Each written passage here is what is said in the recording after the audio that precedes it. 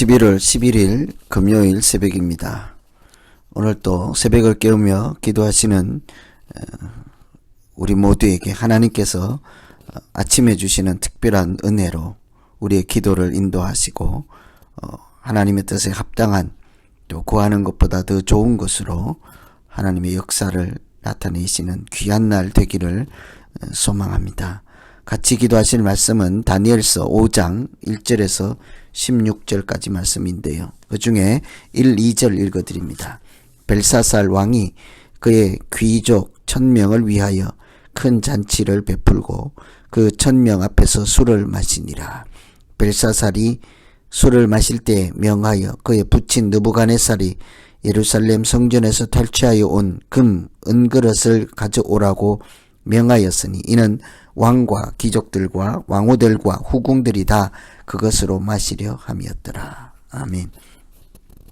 이 다니엘 5장 이 사건은 바벨론이 망하게 되는 시점에서 일어난 일들을 다루고 있습니다.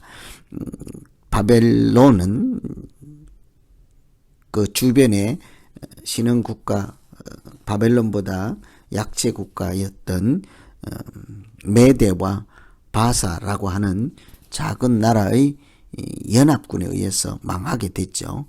그들로 인해서 포위를 당했을 때에 그 마지막 밤, 멸망하기 직전 전날 밤에 그 성 안에서 무슨 일이 일어났는가를 다루고 있습니다. 망하기 전날 밤에 바벨론 성 안에서는 그 왕이 벨사살 왕이 베푸는 큰 잔치가 벌어지고 있었습니다. 그 밤이 끝나면 그 밤이 마지막 밤인 것을 알지 못하는 사람들이 잔치를 하고 있었던 것이죠. 밤은 보통 하루를 끝내는 마지막 시간인 것처럼 사람이나 나라에도 그 밤이 마지막 밤, 끝인 밤이 될 수 있지 않겠습니까? 만일 우리가 마지막 밤이 있다 하는 사실을 알지 못한다면, 그리고 바로 눈앞에서 일어나는 일에만 전념하고 관심을 둔다면 아마 그 오늘 같은 바벨론에서 마지막 밤에 잔치에만 여념없는 그런 날을 또 그런 인생을 살게 될 것입니다. 세상에서 살 것만 생각하고 부자 될 것, 강하고 명예만 축적할 것, 어쨌든 자기중심적인 그런 인생을 살며 쾌락을 추구하고 우상을 숭배하든지 자기 목적만 달성하면 되는 그런 사람들을 향해서 성경은 이런 말씀을 하였습니다. 어리석은 자여 오늘 밤에 내 영혼을 도로 찾으리니 그러면 네 예비한 것이 네 것이 되겠느냐. 아무 소용없다는 것이죠. 아무리 많은 것을 준비했을지라도 하나님이 그를 불러가면 그때까지 쌓아둔 것 소용이 없는 것이지 않겠습니까?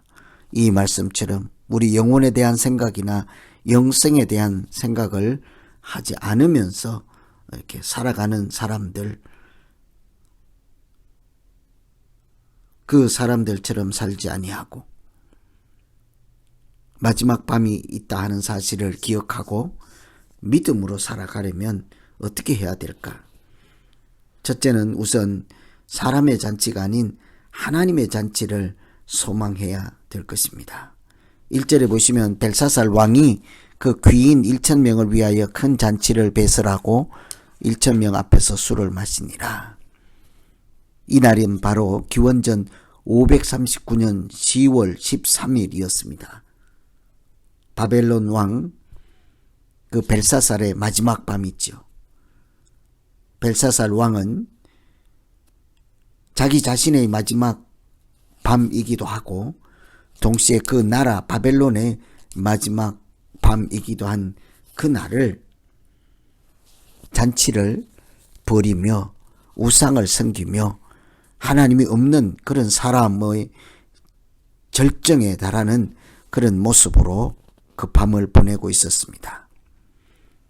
그 밤이 전혀 마지막 밤이 될 것을 조금도 생각지 않고 대담하게 하나님을 모욕하고 그 성전에서 가져온 하나님께 쓰기 위해서 구별한 거룩한 그릇들로 자기 인생을 즐기는 술을 마시고 쾌락을 즐기고 우상 숭배에 빠져 있었으니까 얼마나 대담한 마지막 밤이겠습니까?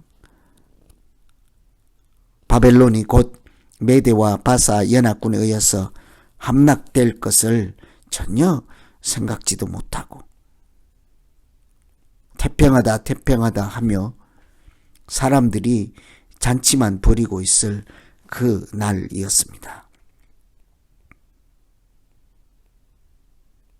그런 잔치를 생각하면 우리가 또 다른 잔치를 한번 기억할 필요가 있겠습니다. 성경에는 구원잔치라 하고 천국의 잔치라고 하는 하나님이 주관하시고 하나님이 베푸시는 잔치를 여러 곳에서 우리에게 말씀해 주셨습니다. 믿는 사람들은 모두 천국 잔치에 초대받은 사람이라고 합니다. 하나님이 잔치를 벌여놓고 길거리에 나가서 시장바다에 가서 사람들을 불렀지만 세상 사람들은 하나님이 베푸는 초청하는 그런 잔치에는 관심이 없습니다. 오늘 이 시대를 생각해도 사람들은 사람들이 베푸는 잔치에만 연연하고 관심을 두고 하나님의 잔치, 영생의 잔치, 구원의 잔치에는 관심이 없는 그런 시대이지 않습니까? 그래서 오늘 우리가 기도할 것은 하나님도 없이 사람이 준비한 그런 사람 잔치에 갈 것인지 아니면 하나님이 예비하시고 베푸시는 구원 잔치에 갈 것인지 믿음으로 어떻게 살 것인지를 고민하며 사람들의 잔치에 먹을 것이 많고 얻을 것이 많다 할지라도 지금 당장은 아닐지라도 하나님이 예비하시고 구원잔치를 베푸시고 천국잔치에 가기를 사모하며 살아가는 믿음을 더하여 주십시오. 이렇게 기도해야 될 줄로 믿습니다. 여러분, 마지막 밤인 것을 생각하면 우리는 사람 잔치가 아니라 당연히 하나님이 베푸는 잔치를 가야 하지 않겠습니까? 두 번째는 인생을 해석하는 지혜를 구해야 할 것입니다. 5절에 보시면 그때 사람의 손가락들이 나타나서 왕궁 촛대 맞은편 석회벽에 글자를 쓰는데 왕이 그 글자를 쓰는 손가락을 본지라. 잔치를 하고 있는 그 순간에 하나님은 손가락으로 벽에 글씨를 써 보여주셨습니다. 그런데 문제는 그 글씨를 해석할 사람이 없었던 것이죠.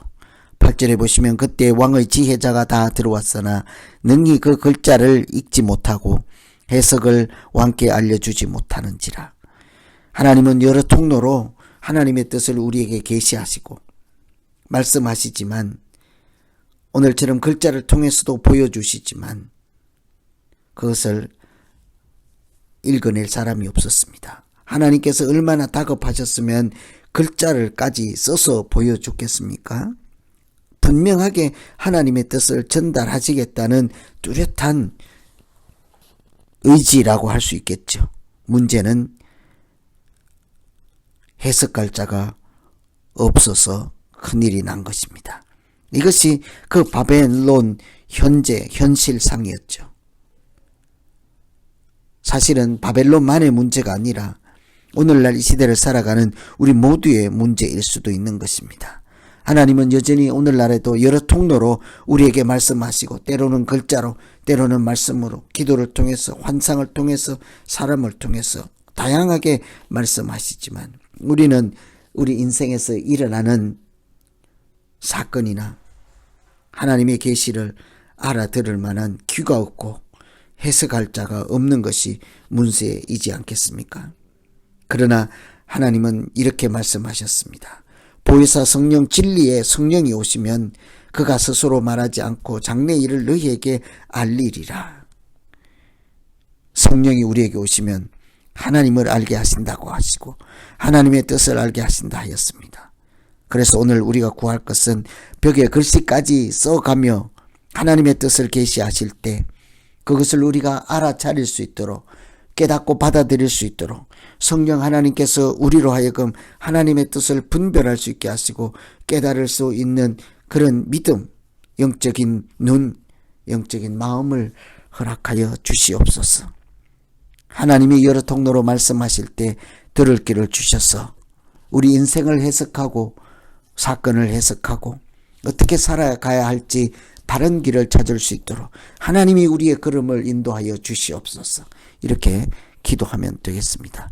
오늘은 그 바벨론 왕의 또 바벨론 나라의 마지막 밤에 잔치에만 정신을 팔고 있는 그 순간을 생각하며 우리가 마지막 밤이 온다는 사실을 기억하고 믿음으로 살려면 어떻게 해야 될까를 마음으로 고민하고 기도하시면 되겠습니다.